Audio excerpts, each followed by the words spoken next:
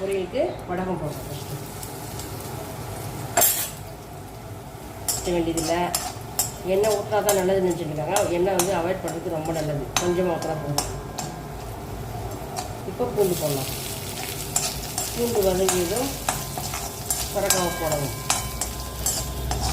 கருவேப்பிலை போடலாம். சொரக்காய் போடலாமா?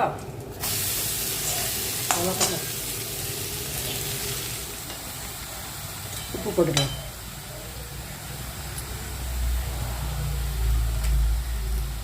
மிளகாத்தூள்,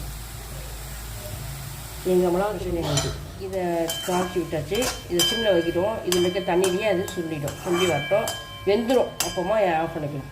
சொரக்காய் ரெடி ஆகிடுச்சு. இப்போ கொத்தமல்லி போட்டு இறக்கிடலாம்.